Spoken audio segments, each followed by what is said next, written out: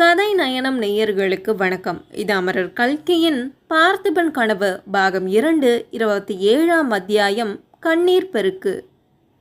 வள்ளியும் பொன்னனும் குடிசையை விட்டு வெளியே வந்து பார்த்தபோது பார்த்திப மகாராஜா காலத்துக்கு பிறகு அவங்க இப்படி ஒரு ஆச்சரியமான காட்சியை இப்போதான் பார்க்குறாங்க. உறையூர் பக்கத்துல இருந்து காவேரி கரை சாலை வழியா அரச பரிவட்டங்கள் எல்லாம் வந்துட்டு இருந்துச்சு. குதிரை வீரர்கள், காலாட்படை, கொடி, ராஜ பரிவட்டம், பல்லக்கு, இது எல்லாம் வந்துகிட்டு இருந்துச்சு. இதோட ஆச்சரியம் முடியல. காவேரி நதியில உறையூர் பக்கத்துல இருந்து அலங்கரிக்கப்பட்ட பல படகுகள் வந்துகிட்டு இருந்துச்சு. அதுக்கு நடுவில் சிங்கக்கொடி பறந்த அழகிய படகு ஒன்று இருந்தது. அதில் தான் சக்கரவர்த்தியும் அவருடைய பரிவாரங்களும் வருது அப்படின்னு பொன்னன் புரிஞ்சுக்கிட்டான். ஒருவேளை அந்த படகுகள் எல்லாம் தோணித்துறைக்கு தான் வரப்போகுதோ அப்படின்னு அவன் யோசிச்சுக்கிட்டு இருக்கும் பொழுதே படகுகள் திசை மாறுச்சு. அது நேராக வசந்த மாளிகையை நோக்கி போச்சு. சக்கரவர்த்தி எதுக்கு வசந்த தீவுக்கு போகிறாரு? ஒருவேளை மகாராணியை பார்க்க போகிறாரோ அப்படின்னு பொன்னன் நினச்சான். உடனே தோப்புல வந்து இறங்கிய வீரர்கள் கிட்ட அதை பற்றி விசாரிச்சான். அவன் நினச்சது உண்மைதான். சக்கரவர்த்தி, குந்தவி தேவி, சிறு தொண்டர், அவரோட மனைவி, இவங்க எல்லாரும் மகாராணியை பார்க்க தான் வசந்த தீவுக்கு போயிட்டுருக்காங்க. மேலும் விசாரிச்சதுல அவங்கெல்லாம் திரும்ப தோணித்துறைக்கு தான் வரப்போகிறாங்க அப்படின்னு தெரிஞ்சுது. சிறு தொண்டர் இங்கேருந்து கீழ சோழ நாட்டுக்கு யாத்திரை போக போகிறாரு.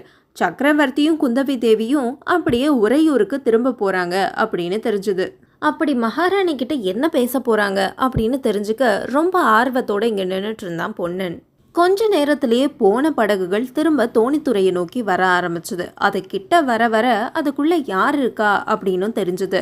இதில் மூணாவதாக ஒரு பெண்மணியும் இப்போ இருக்காங்க. அது யாருன்னா அருள்மொழி ராணி தான் இப்போது அவங்க கூட சேர்ந்து வந்துக்கிட்டு இருக்காங்க. அருள்மொழி ராணி படகுல இருந்து இறங்கி நேராக பொன்னன் கிட்ட வந்தாங்க.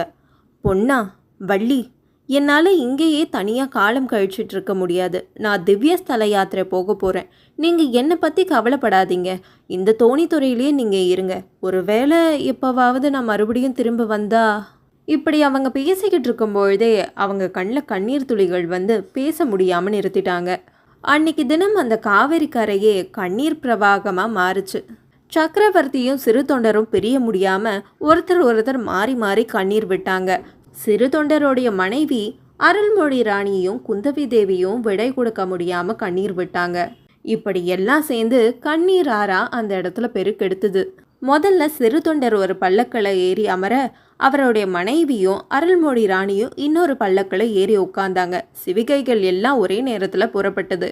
சிவிகைகள் கொஞ்ச தூரம் போனதும் பொன்னனுக்கு திடீர்னு ஏதோ ஒரு விஷயம் ஞாபகம் வந்து அருள்மொழி ராணி போன பல்லக்க நோக்கி வேகமா ஓடினான். என்ன பொண்ணா, ஏன் இவ்வளவு படபடப்பு? தேவி, அந்த பெட்டியை பற்றி சொன்னீங்களே?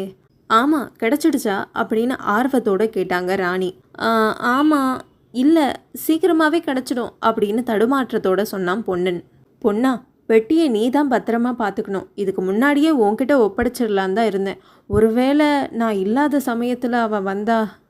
ஆகட்டும் அம்மா, இளவரசர்கிட்ட நானே பத்திரமா ஒப்படைச்சிடுறேன். மறுபடியும் சிவிகை அங்கேருந்து கிளம்ப ஆரம்பிச்சது. பொன்னன் திரும்ப வந்தபோது சக்கரவர்த்தியும் குந்தவியும் உறையூரை நோக்கி கிளம்ப ஆரம்பிச்சாங்க. குடிசை வாசல்ல வள்ளி கண்ணீர் வடிச்சுக்கிட்டு இருந்தா. ஐயோ, எனக்கு முன்னாடியே தெரியாம போச்சு.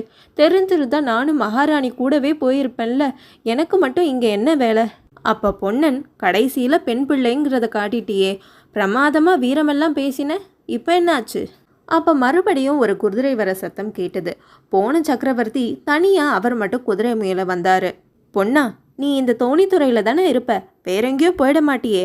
இங்கே தான் இருப்பேன் பிரபு, எங்கேயும் போக மாட்டேன் அப்படின்னு சொன்னான் பொன்னன். அதோ பாரு, அரண்மனை படகை எங்கேயே விட்டுட்டு போறேன். குந்தவை ஒருவேளை வந்தா வசந்த மாளிகையில் இருக்க ஆசைப்படலாம். அப்போ நீ தான் அவளுக்கு படகு ஓட்டணும். சரிங்க பிரபு. இன்னொரு விஷயம், சிவனடியார் ஒருத்தர் என்னோட சிநேகிதர் உங்ககிட்ட கொடுக்க சொல்லி ஒரு பெட்டியை கொடுத்தார். அது அந்த படகோட அடியில தான் இருக்கு, போய் பார்த்து எடுத்துக்க. அப்படி சொல்லிட்டு சக்கரவர்த்தி ஒரு கணம் வள்ளியை நோக்கி பார்த்தார். உடனே தலையை குனிஞ்சுக்கிட்ட வள்ளி வெக்கத்தால புன்னகை பூத்தா. அடுத்த கணமே அங்கிருந்து சக்கரவர்த்தியோட குதிரை காத்தா பறந்து போச்சு. இத்துடன் பார்த்திபன் கனவு 2ஆம் பாகம் முடிவடைகிறது. அதுக்கப்புறம் அங்கே என்ன நடந்தது இதெல்லாம் தெரிஞ்சுக்க என்னோட சேனலை சப்ஸ்கிரைப் பண்ணுங்கள்.